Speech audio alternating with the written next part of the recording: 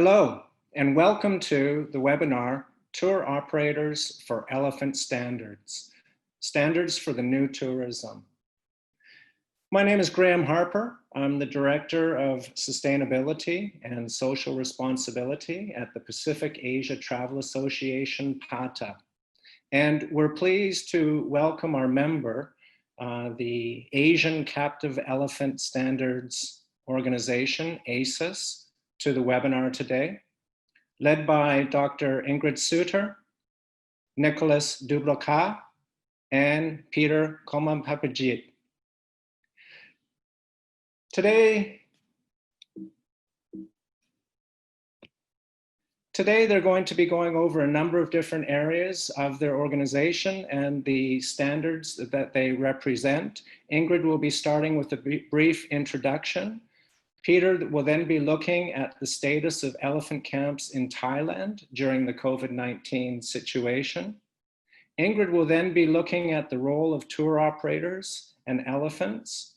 And Nicholas will be finishing up with the ACES camp assessment and their evaluation process.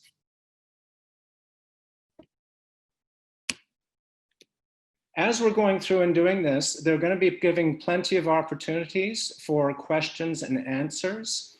In order to be asking your questions, please use the Q&A function on your webinar tool. With this, I'll be passing it over to Ingrid and ask Ingrid to do your introduction, please.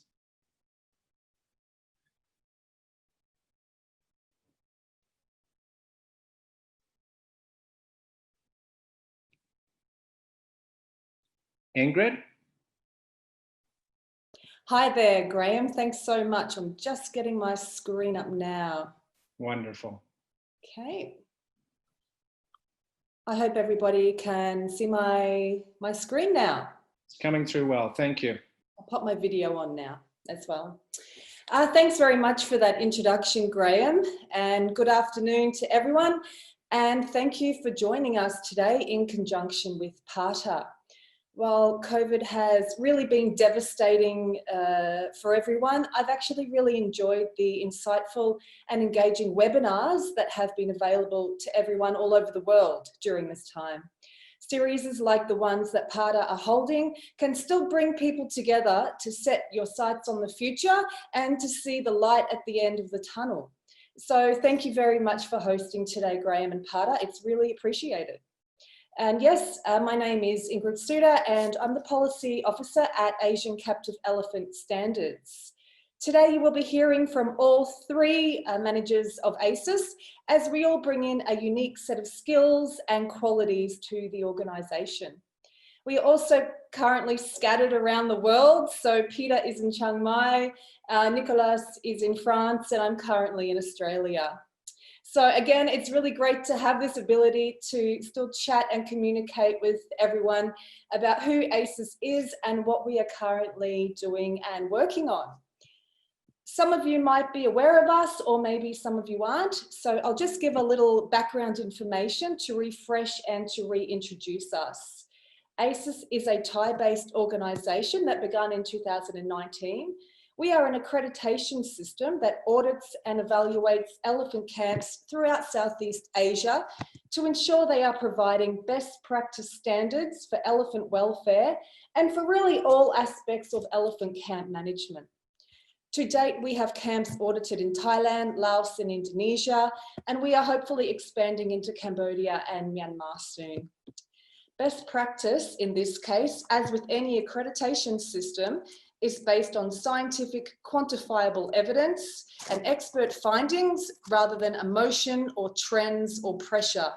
This way, all of our accessible criteria has a methodological process that we can follow. It can be traced back and is open to modification if and when new findings arise. We get our knowledge from Asian elephant veterinarians, academic research papers, and other Asian elephant experts who have worked with and studied captive Asian elephants for decades. These people have published peer-reviewed findings on the topic and have years of on-ground captive elephant experience. This is a really important fact that I will come back to later on in my talk. ACES was established on a harm minimisation and prevention basis. That is, if an action or activity is going to be done, then let's ensure that it's been done at the highest standard achievable. This is similar to, say, intravenous drug use or sexual health or public health practices. Whether you like it or not, access to education and appropriate services is really vital. This is not a pro-captive elephant standpoint. Regardless of what your personal thoughts and feelings on the topics of captive elephants are, private elephant ownership is here to stay and can actually be used in a really positive way for people and for elephant conservation. Let's just make sure harm is being minimised and ideally eradicated. If the academic findings indicate and experts agree that human-elephant contact can be done with no harm to an elephant, then this is what we respect and this is what we follow. We really want to inform the public about which camps have made incredible achievements in cleaning up the industry and providing greater welfare to their elephants. We respect the Southeast Asian context in that we see very little point or progress being made in circular arguments about should elephants be in captivity, elephant sentience, or any other kind of activism talk. We follow a step-by-step process. So when I started at ACES, I thought we would be simply auditing and evaluating elephant camps for elephant welfare standards. Who could argue with this or take an issue with it? I've worked in elephant conservation for 12 years now, and I've wanted an accreditation system to be occurring at camps for so many years now. But what started out as a simple accreditation system has over the past year or so changed quite a lot. As more and more journalists, governments and media want to learn more about the complex nature surrounding captive elephant management, Peter, Nicholas and myself are called on to give advice and general information about captive elephant management. And this is really great, and I'm really pleased that there are some Western journalists out there who are taking the time to understand that not everything is black and white. But an unintended consequence of this is that ACES is now viewed in some circles as an advocacy group for all elephant camps, regardless of the standards or treatments of elephants at these places. We've had some pretty disturbing comments from activists who are unhappy about the fact that we discuss captive elephant management in a way that is respectful, open, supportive, and realistic. But ACES is not an advocacy group for captive elephants. Harm minimisation and prevention is not advocacy, just as wanting drug users to have clean needles is not pro-drugs. If anything though, I don't mind being a spokesperson for the hundreds of mahouts, elephant keepers, communities and staff that rely on captive elephants for income generation and species protection. I'm happy to provide a Western voice to people who are doing no harm to elephants at all, but are still continually demonised by a small but loud set of very inappropriate and quite frankly uneducated Western activists. These activists truly have no desire to learn about the context and interrelationship between humans and elephants in Southeast Asia. Many of these people are just bullies, and later on in my discussion I will speak about why now is the best time to start standing up to this negative behaviour. I'm sorry I got a little heavy there. I'll introduce Peter here now. Peter will be discussing about what is currently happening with elephants in Thailand during COVID. After Peter's discussion and Q&A, I will then discuss the role of tour operators in elephant-based tourism, and Nicholas will end the session with a quick look at ACES camp accreditation processes and criteria. So please feel free to write as many questions as you like and provide your input as we go along. Thank you so much. I will now pass over to Peter and get Peter's slides up for his discussion.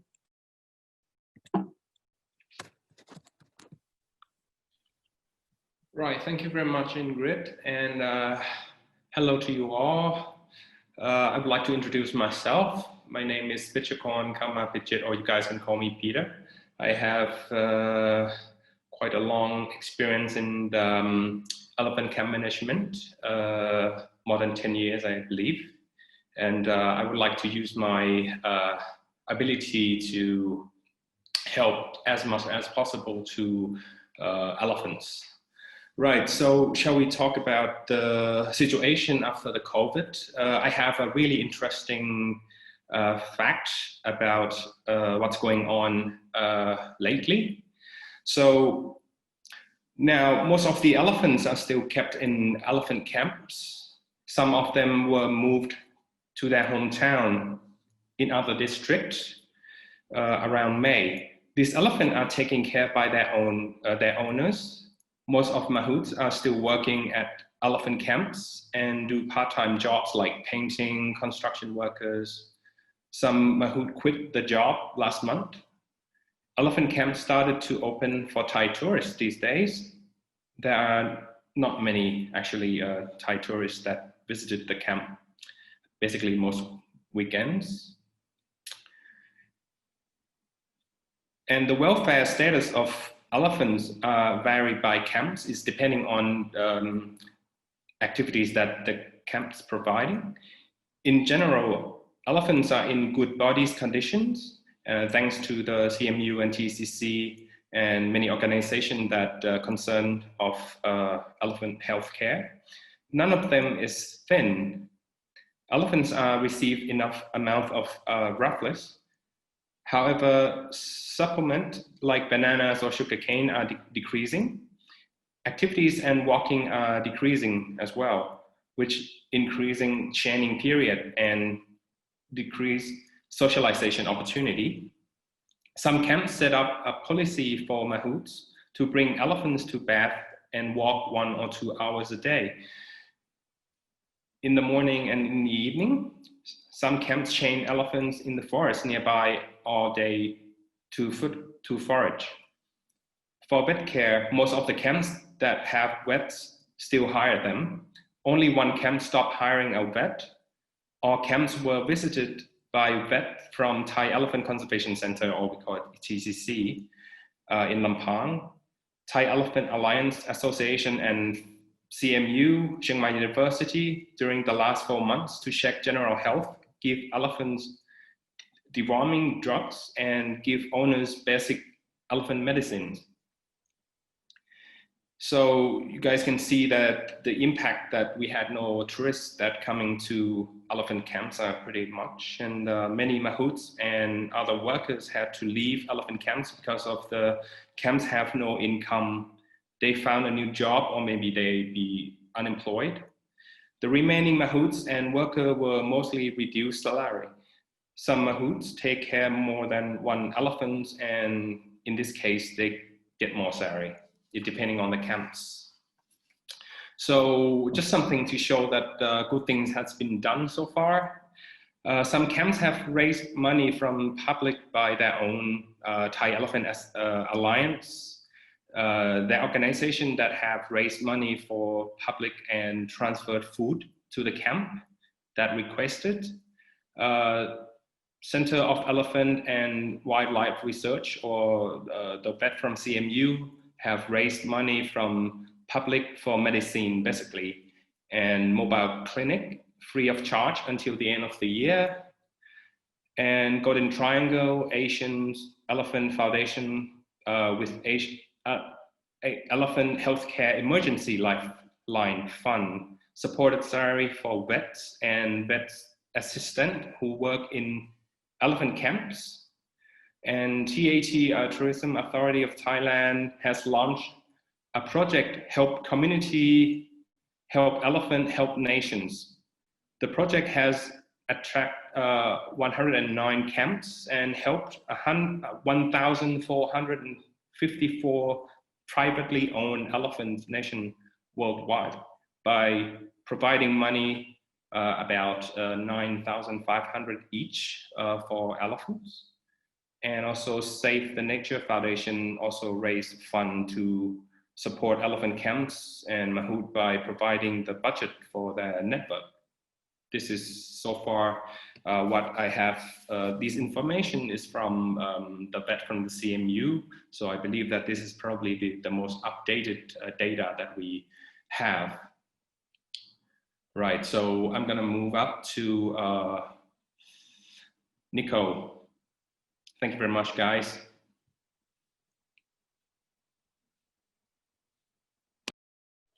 Thanks for that, Pete. Does anyone have any questions regarding the current status of elephants in Thailand? Please pop your questions in the Q&A panel there.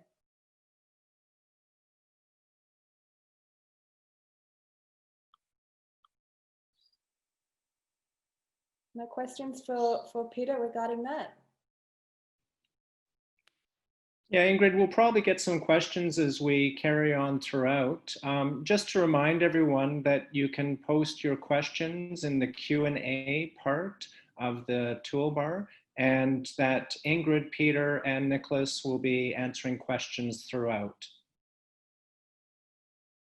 Thanks very much, and thanks for that, Peter. That's super interesting. So I'll get started on my discussion. If there aren't any current questions for Peter, we'll get back to those later. So today I want to talk about the role tour operators play in elephant-based tourism. I know it's been quite a few years now that tour operators have been seeking firm guidance and direction on the subject of how to promote such a contentious yet highly popular sector of the Southeast Asian tourism industry. And no offense, but it always seems to be about somebody else needing to take leadership and ownership to drive this discussion forward. My understanding is that tour operators have traditionally been really hesitant to commit to an international certification scheme for elephant camps. This is certainly understandable given the controversies and stereotypes and the noise surrounding elephant-based tourism and reputational risk. I know that even just one bad review can send shockwaves throughout a company's social media and reputation and subsequent bottom line. I also know that tour operators often perform their own assessments of elephant camps and perform these before recommending elephant camps to guests. But these camp assessments can be quite superficial in that they don't include the back of house assessments or an analysis of paperwork, veterinary records, and so forth. So they don't really give the full picture of what's going on at the camp. But tour operators do really play an important role in shaping the future and the vision of elephant tourism. And in this current time, tour operators should have a really strong interest in getting visitors to your preferred elephant camps through your services. Elephant-based tourism was extremely popular before COVID, and there is no reason to suggest that this will change when normal tourism resumes. With everyone in the tourism industry scrambling to adjust and return to profit, now is a really great time for tour operators to start thinking about how they can reapproach elephant tourism as if almost from a fresh beginning. Despite the huge financial benefits elephant tourism can bring tour operators and the thousands of locals working in the industry, I totally understand why tour operators are still keeping silent on elephant tourism. The backlash and abuse TOs can get from selling tickets to elephant camps is, I'm sure, extreme. And speaking from experience, I am very well aware of the criticism and the abuse and the haters an organisation receives if you dare suggest that an elephant can be treated really well under human care. It doesn't even matter if you refer to expert papers, academic research, or anything that remotely suggests that elephant camps are not all inherently cruel. This is not an argument about facts. This is a small but extreme bunch of keyboard warriors who will try to condemn and attack and target you for approving or supporting a camp, particularly if that camp does riding or bathing. I get it. It's not fun to be on the receiving end of. At ACES, we have received all sorts of hate mail and abuse and threats simply because we bring forward into the public the research that the academics do at all the different universities and institutions regarding elephant welfare. I know of another study that's about to be released that reiterates the findings that good welfare practices equates to low levels of cortisol in a captive elephant. We have enough scientific evidence to support our positions and to support elephant tourism. If any research showed otherwise, I wouldn't be here today speaking on behalf of it. But I didn't get a PhD in Asian elephant conservation just to ignore science and to be intimidated by emotional keyboard warriors who will simply never accept or probably won't even read the academic papers. If I can just pivot for a moment, I just want to show everyone a little bit about what else I do in my spare time. So I help demonstrate Introduction to Environmental Management for first year environmental management students at the University of Queensland. And on day one, what I always tell students and what was told to me by my PhD advisor is that environmental management is not looking after the environment, it's looking after the people. Animals look after themselves. It's the people who are the hardest work, and people ultimately control what's happening to a species or an ecosystem. A major assessment component of what I teach is called environmental issues and context. Because for us in this industry in Southeast Asia, for people who live in Southeast Asia, you can recognize that in elephant-based tourism, it's not just about elephants. It's about the social, political, and economic factors as much as the environmental factors. So this, I'm not going to go over the all the detail in this slide, but it's the kind of detail that I look for in student assignments. We essentially force the students to take off their green lens and research the other side of the story. It's just an example of what I show them to help them understand that what seems like a simple elephant issue is anything actually but. Whatever animal you want to insert in here, be it a koala or critically endangered northern hairy-nosed wombat, it doesn't really matter. They all have complex social, political, and economic components that drive the topic. If they didn't, all the populations would be safe and secure by now. Socially, I'm talking about the institution of private elephant ownership and the rights of an elephant owner to make money from the elephants and to support his family. Economics is relatively straightforward. People need jobs.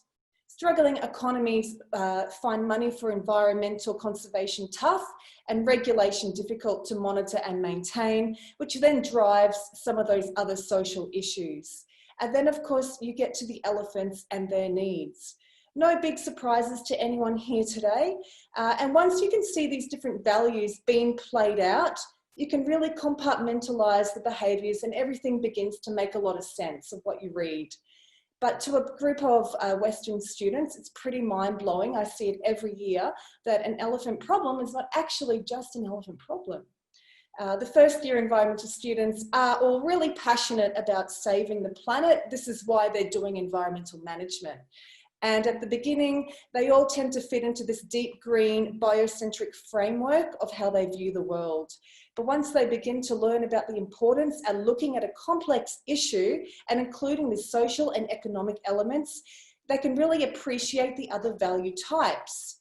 There's entire journals written about value frameworks and books. I can supply you with some of the most popular ones. If you're interested, just let me know.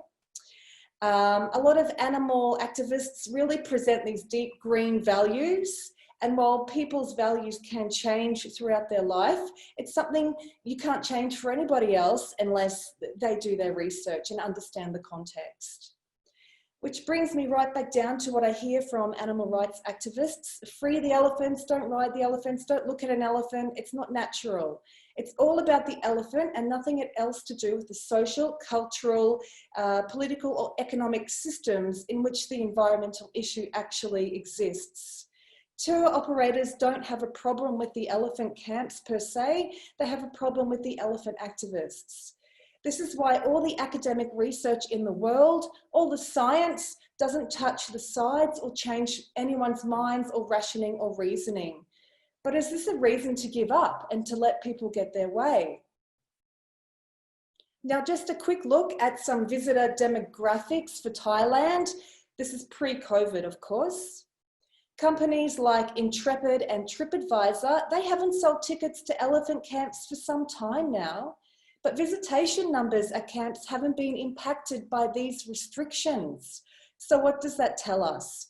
It's virtue signaling, and it's done actually nothing to improve elephant welfare for a single elephant. Camps need standards that relate to all of their client demographics, not just the Western visitors, who are actually very small in number when compared with regional visitation. In our experience, visitors are becoming increasingly independent and do not book through online providers or tour operators. Not everyone can afford to have a 2-day living with the elephant experience at $300 a person. Many tourists want a quick ride, a photo op, and they want to leave after lunch. Camps like this are very popular. And they offer a wide range of services, such as riding and bathing. This is the reality. So why focus only on the westernized, expensive, no-contact elephant camps? By the way, no contact does not mean no cruelty either. No contact camps need stringent evaluation as well. If we could talk for a minute about these ethical camps that some Westerners are promoting these days. These camps are placating Western tourists by getting rid of the hook and buying into the notion that all the hook does is create fear and hurt and abuses the elephant, when in actuality the hook is a guiding tool used in conjunction with verbal commands.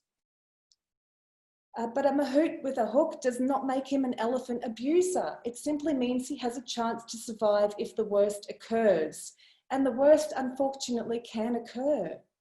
I know it's not culturally characteristic to point fingers and to inflame issues or to point blame.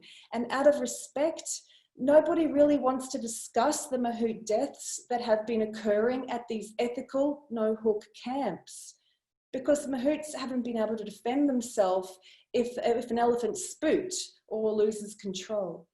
And I have no desire to name names here. ACES never has any desire to degrade or slander any camp. You can Google things. Mahout deaths at these no-hook camps are quickly and quietly hushed up because they don't align with the feel-good vibe that Westerners are demanding of these ethical camps, whatever ethics remain in the context of multiple human deaths. It is extremely disturbing to think that tolerating unnecessary deaths is a management practice that Westerners are supporting and promoting.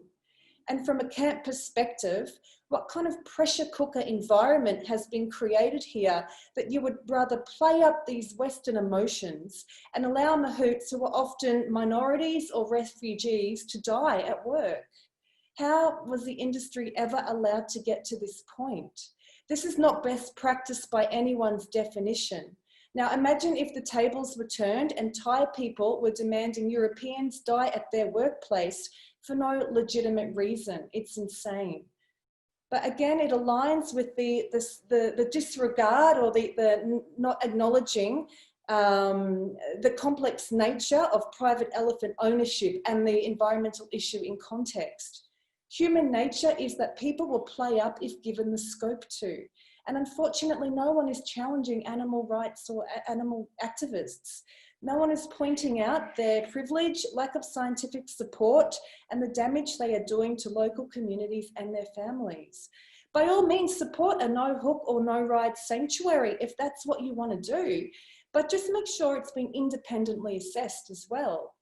No-hook camps are not necessarily any better than any other camp at providing welfare, and sacrificing a person's life for perceived better elephant welfare should not be a trade-off that is tolerated anymore. I'm old enough to remember when globalization really began. Everything was promised to be cheaper and more connected, and trade agreements would benefit everyone.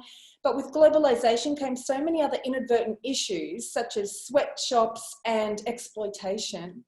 And about 5 years or so ago now, another movement began in direct contrast to globalization, and it was the appreciation of food miles, eat local, shop local, paddock to plate, the slow movement, in which the cheapest is not the best and it's quality over quantity.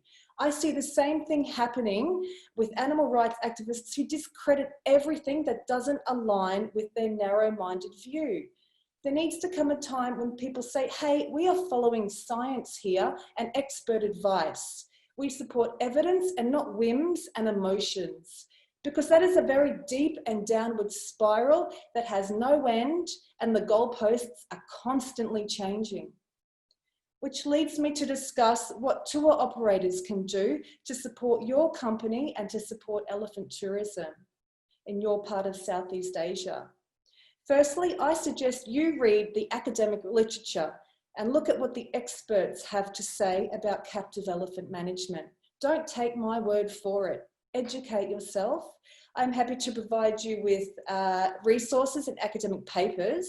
A lot of these are found on the ACES website. You can also have a look at the Centre of Wildlife Research, their website for links, and the Captive Elephant Working Group website for their comments and statements on captive elephant management and their associated resources. Secondly, you know what camps are in your area and perhaps what their strengths and their weaknesses are. Team up with a camp and recommend that they apply for an ACES evaluation. We can tell them what they need to do to get their standards raised and high enough to meet our strict requirements. That way, it's not just your company recommending an elephant camp, it's our camp evaluation, our strict criteria that has been applied. Have confidence in our integrity and professionalism, and that we have examined all aspects of elephant welfare and elephant management. By all means, go to an ethical no contact camp, but these camps still need auditing. No hook does not mean no cruelty.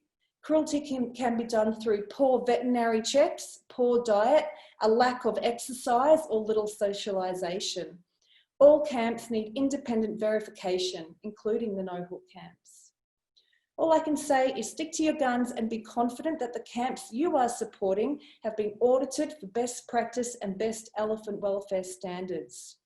The medical community doesn't give up because of anti-vaxxers. Technology doesn't halt because of 5G conspiracy theorists.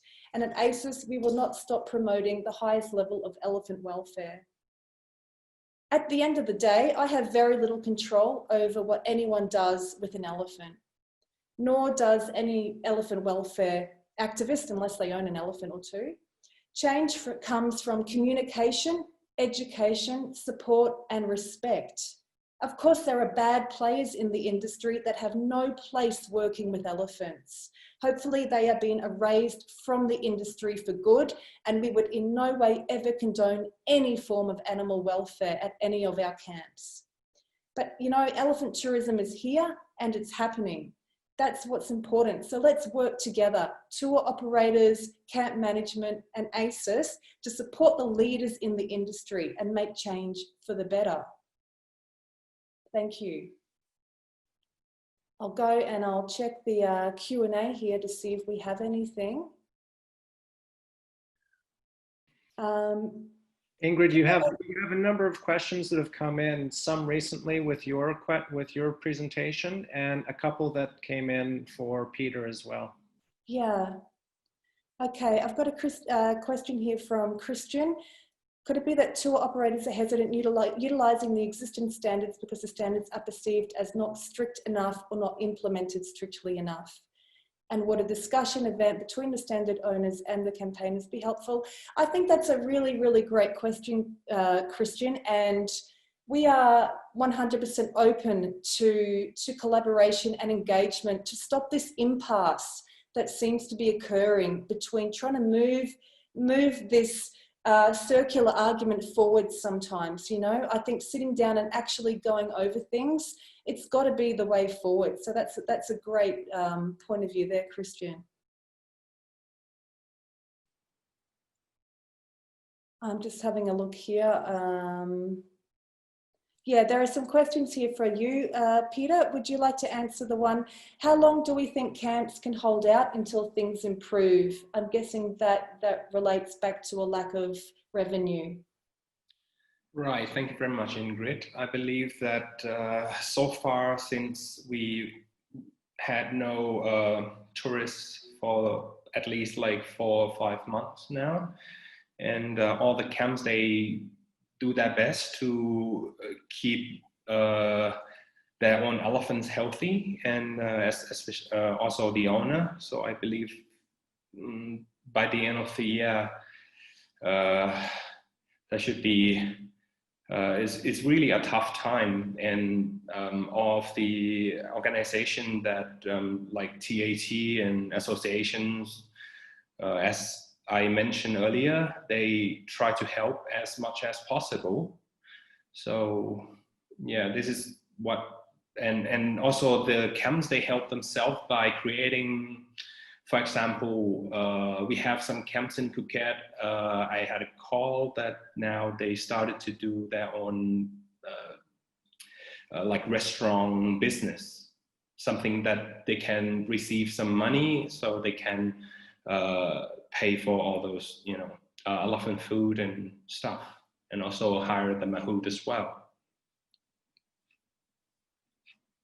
Right, and we have a question from James. I believe that the average month, it's depending on the seasons as well, because lately I think we have it covered, because now it's rainy season, so we have fresh food, like we have grasses and things, and it should be around 10,000 to 20,000. It depends on seasoning, and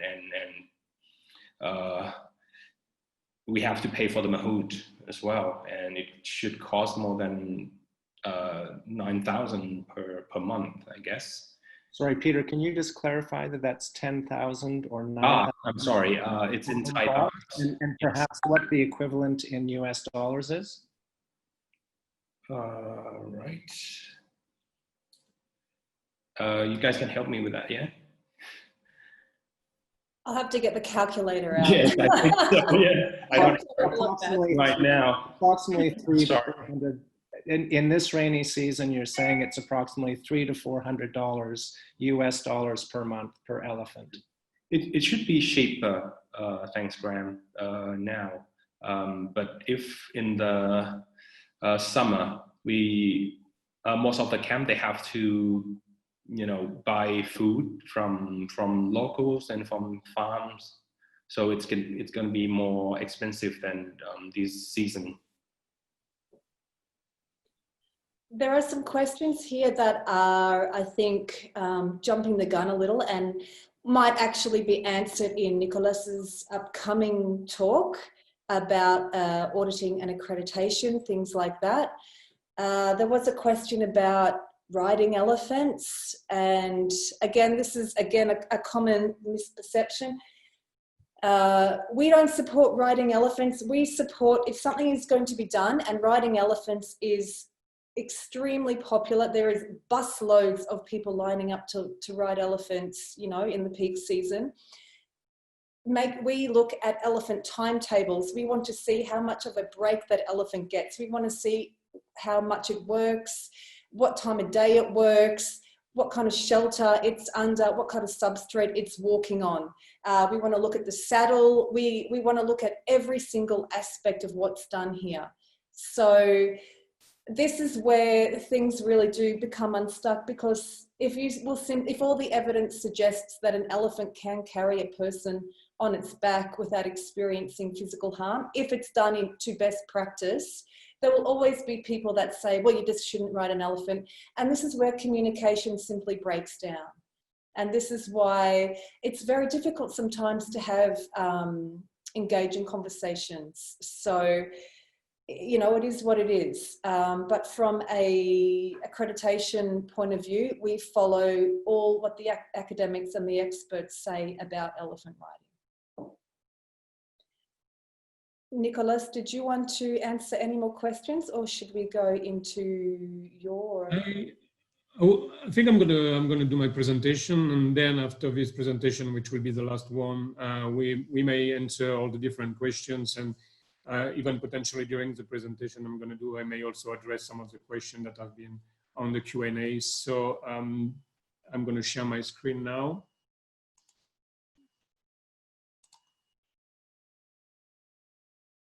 Please, Ingrid, can you unshare your screen? Thanks a lot.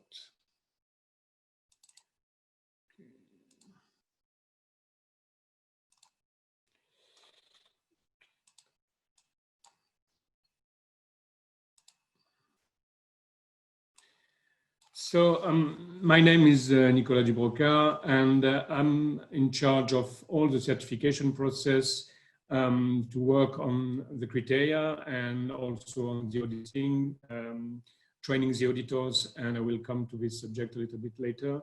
My background is in certification for the tourism industry. I've been working in this field for more than 10 years, and started my journey with the elephant 5 years ago.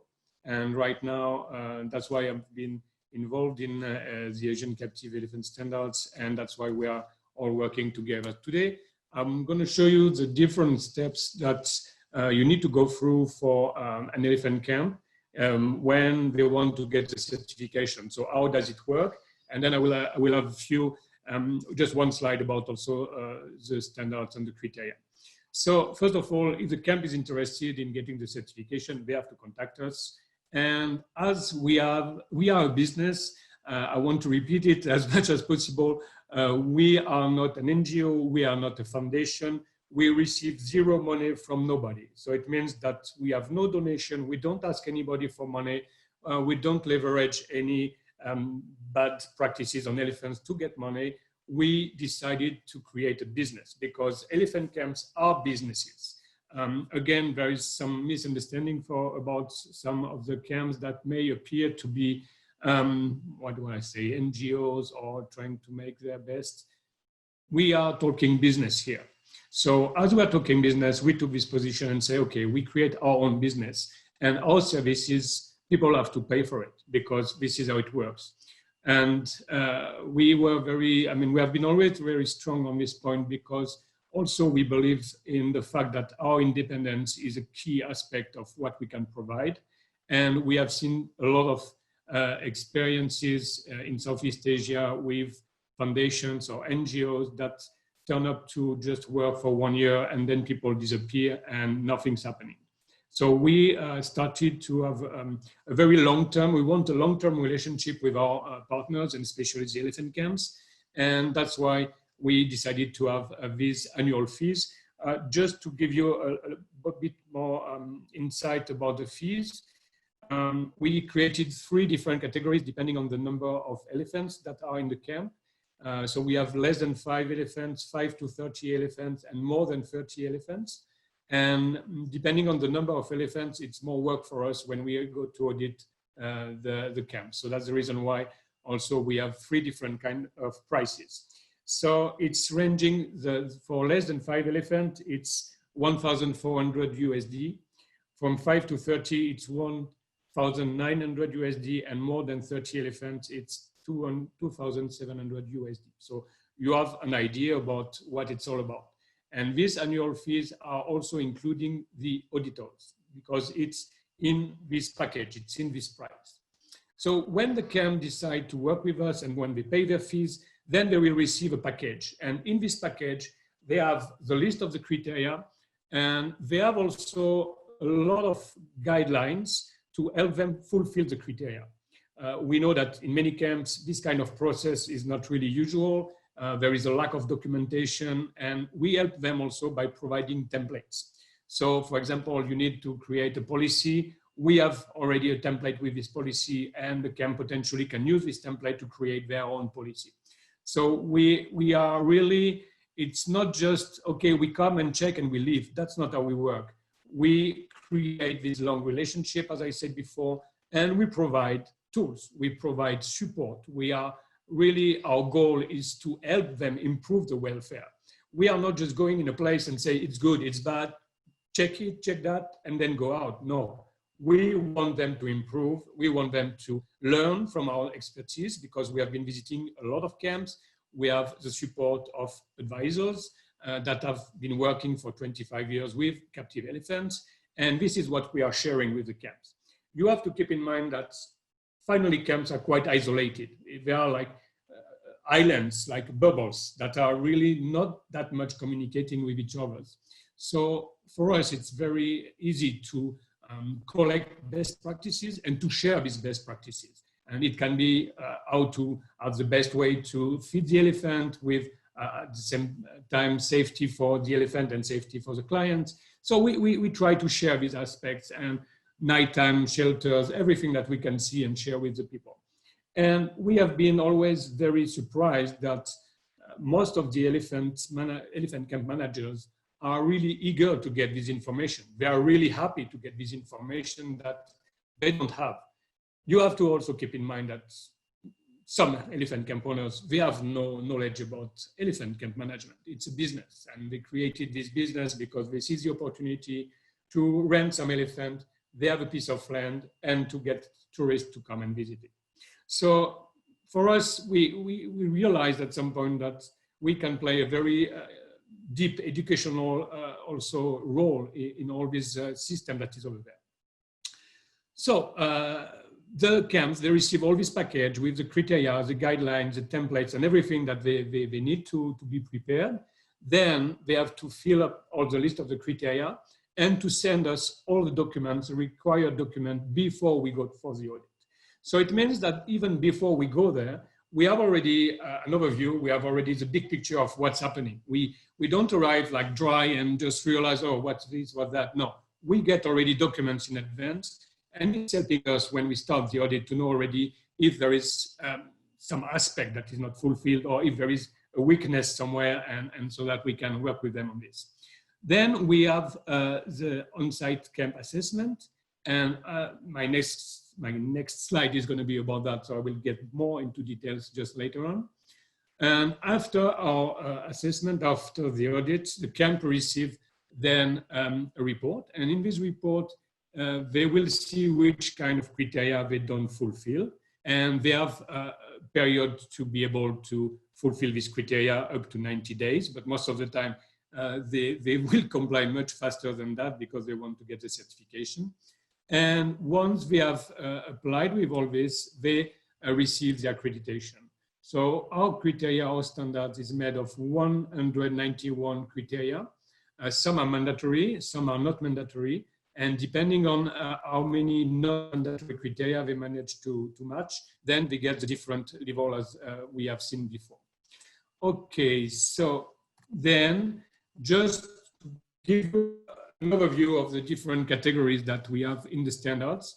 So we have a part that is just based on the general management, which is a lot about papers, but also about microchips, about the ID book for each elephant that we check, annual report, I mean, all these paper aspects.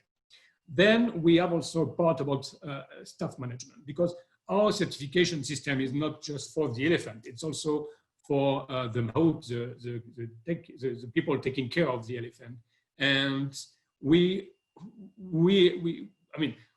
want to have a good welfare for the elephant, but it doesn't work without well-being for the people working with the elephant. And that's the reason why it's very important to have information about contracts, about insurance, about health care, everything that is related to the staff management. Also, when they are accommodated on site, where they sleep, what kind of accommodation they have, what are the conditions over there. Then the biggest part is about elephant welfare. So this is related to the diet, how they are treated, and the veterinarian support and everything that is in this area. We have also a lot of criteria about the activities, and per each activity we have still a list of criteria. So there was some question before in the Q&A about maybe our standards are not strong enough. I can tell you it's very strong, it's very difficult. Finally, it's not for everybody. Not every camp is able to pass it and to get it. So this is also why we have been so deep into each kind of activity. And we describe buffing. What is buffing? How do you do it? How many people? How long? What is exactly happening in the buff? And all this is described very, very, very deeply to get the best of it. Even walking with the elephant. How does the walking with the elephant activity work? So we get also this chapter, which is important. And then we have other part, which is about waste management, energy, which is more sustainability as a whole. visitor safety. And this is for us a very important point. And again, to discuss what Ingrid said before, the fact that the hook is not used at some point, for us, it's not a very good sign of safety, especially if there is a direct interaction with the elephant. It's important that the mahout is able to control the elephant. We never know what can happen. So we are also really taking a very good point on these safety issues. And even some, for example, we have some criteria about wheelchair access, about the fact that people have access to water, to shade, and when they wait, and all these aspects.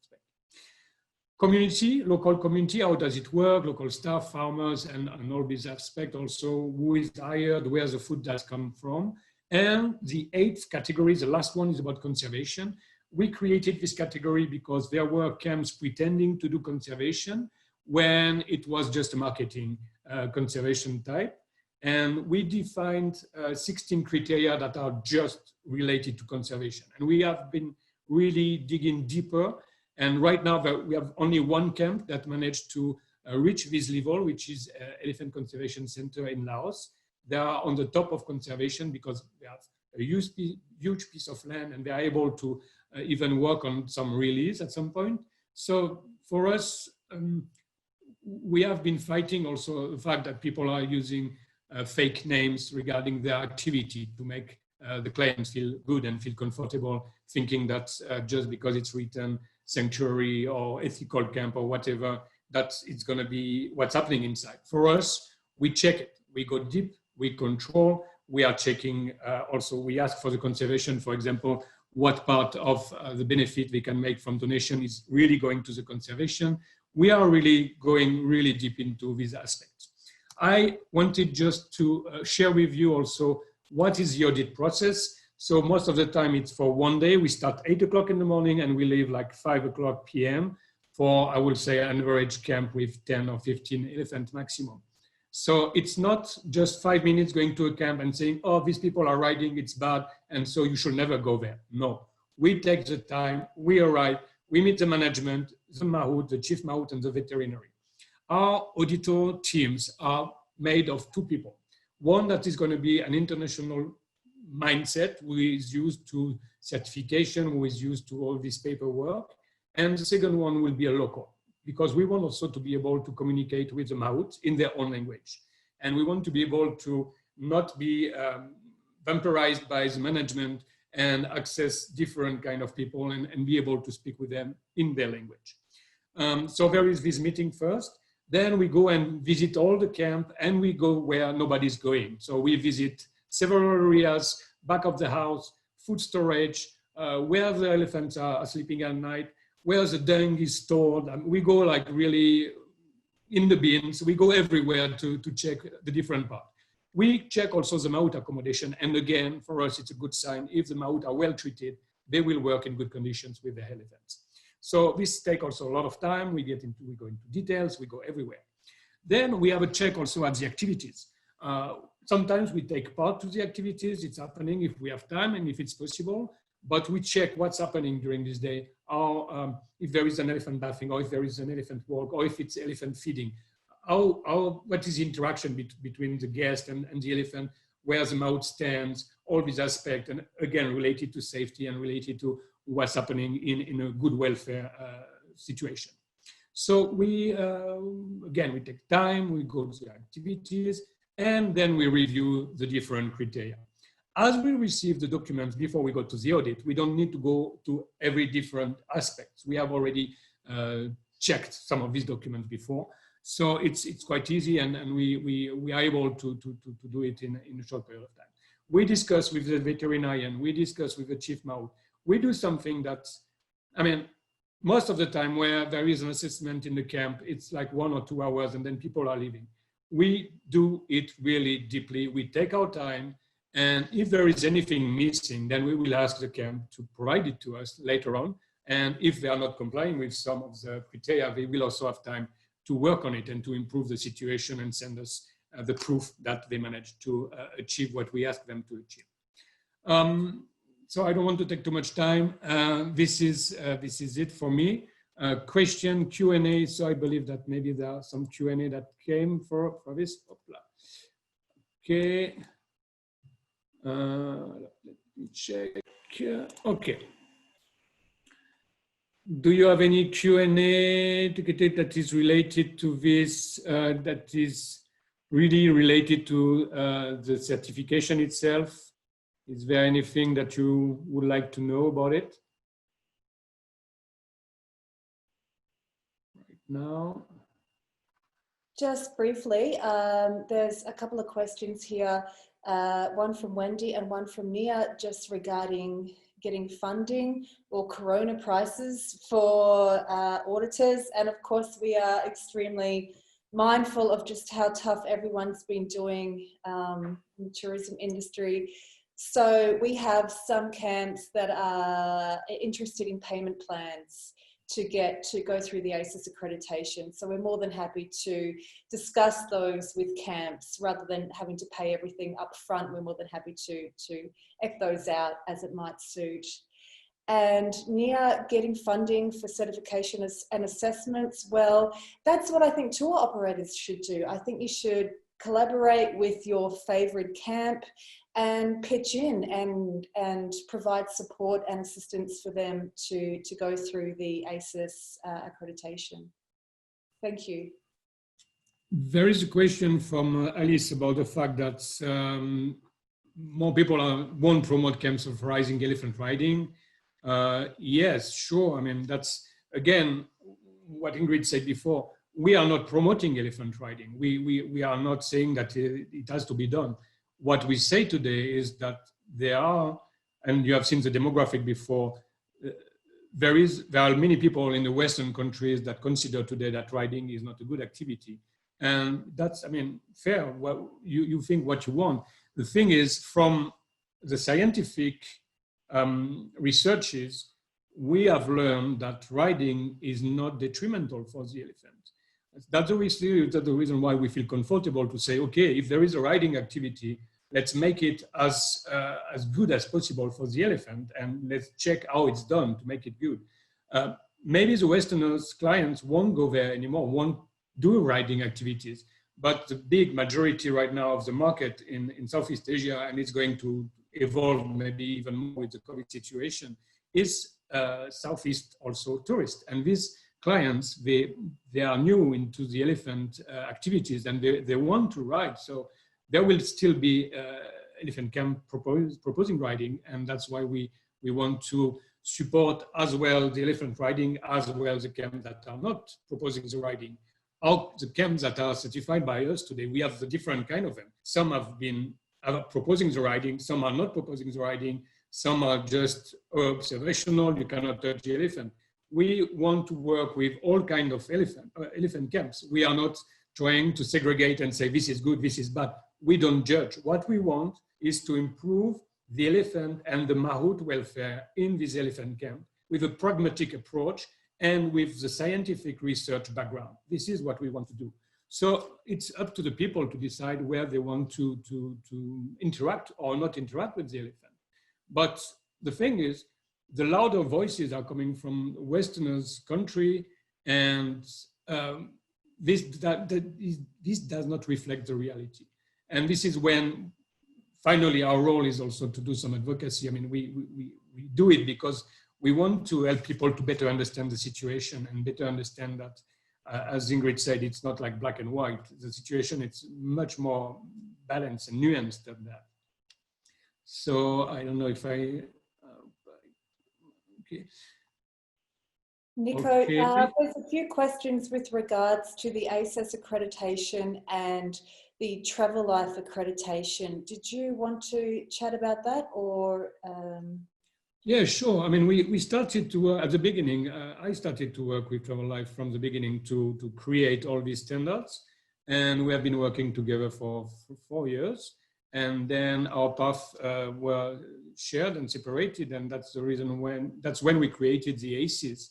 But Travel Life has been very supportive from the beginning. And we have done a lot together to come to this point today.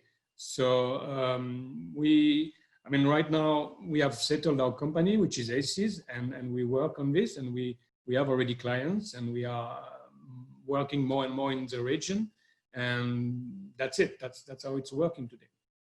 So the cost for the camps, I told you, I see there is a question about the cost for the camps. It depends on how many elephants you have in the camps, and it's from, I would say, 1,400 USD for less than 5 elephants to 2,007 USD for more than 30 elephants. So it depends on how many elephants are in the camp. You ask what is the difference between ACES accreditation compared to travel life. I don't have right now the travel life criteria with me, so I cannot tell you exactly what the difference is. When I will get them, I can make the comparison, but right now we don't have them with us.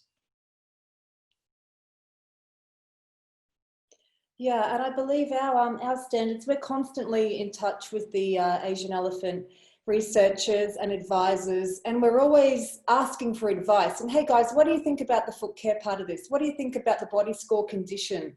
You know, should we be adding in some more criteria or another analysis for the auditor to look at? So we're constantly asking the experts for their advice about how do we really make sure we are completely and utterly on top of this. So we know what we do, and that's all we're comfortable. For me, all I'm comfortable on commenting on is the ACES criteria.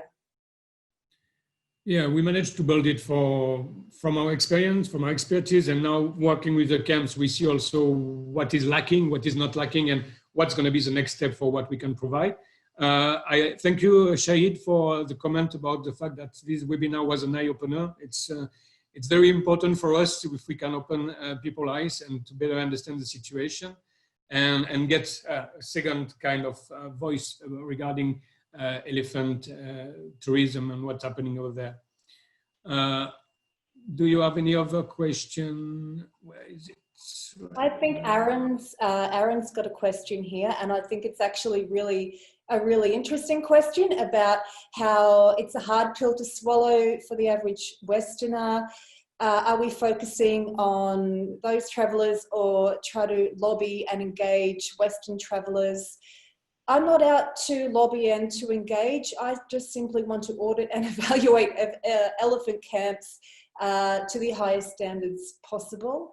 And I really do believe that most people can see through popularism and hysteria and sensationalism. You know, in any kind of component or sector these days, it's getting really tiring listening to a lot of just negative media, and I really do believe in the best in people, and that people can see that the only way to create better elephant welfare is to stop screaming and intimidating and trying to do a tops-down approach, and actually work with the camps and get them case by case study, getting them to level up. That's how I believe communication and education will really drive everything forward. So if Westerners are with us, then that's fantastic. And we really hope so, because tour operators and the general public can really do a lot if they want to actually, you know, fighting fire with fire is just not the right approach. And there are some bad camps out there. Absolutely nobody's going to deny that, you know, but we would absolutely in no way ever audit or assess or approve those camps. So once everyone's standards start improving, then we're hoping that over time everything will improve. And I would like to add that also, we are not focusing on a market. We are not focusing on APAC market or Western market. We are focusing on elephant camps. I mean, our job is to work with the elephant camps and to help them improve. And this, we decided to work in Southeast Asia. We are just here. We don't work in Africa. We are really committing to this region. And our expertise, our services, we sell it to the elephant camps. Then we have to convince other people to do what we are doing. And we have to convince also, because there is so much noise coming from people saying that riding is bad or interaction is bad. But this is not our job. I mean, our job is really to work with the elephant camps. Our job is to support them. Our job is to improve the quality there. And that's what we do. And I mean, keep it in mind, that's our job. And we want to collaborate. We have been collaborating with tour operators for a long time already, for years and years. We have done already seminars in Bangkok. We have spoke with everybody. And for us, we believe that tour operators have to play a role in this because they can support our initiative. They can help us to get more camps to work with us. And we are here to support tour operators also, because we can say this camp was audited, this camp was certified, and then you can work with them without any trouble, without any doubt. That's what we want to provide. And again, this is our job.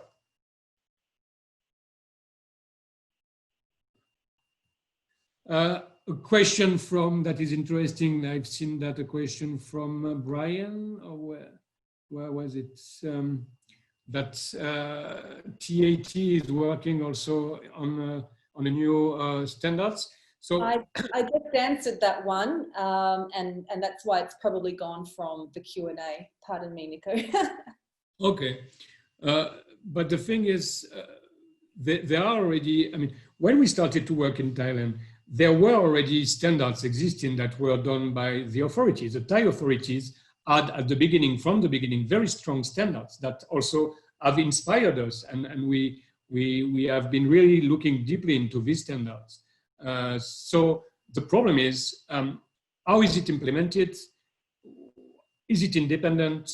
Who is going to check? Can we trust them?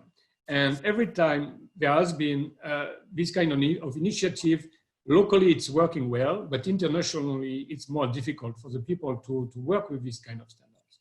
That's the reason why we created a Thai company with our Thai associate, Pichakon, and we provide an international service. So it's a mix of everything. And some question was also, should we be associated to government? We have been working with the Tourism Authority of Thailand for a long time because, again, to help them to promote the fact that elephant tourism is not always cruelty. But we want to keep our independence.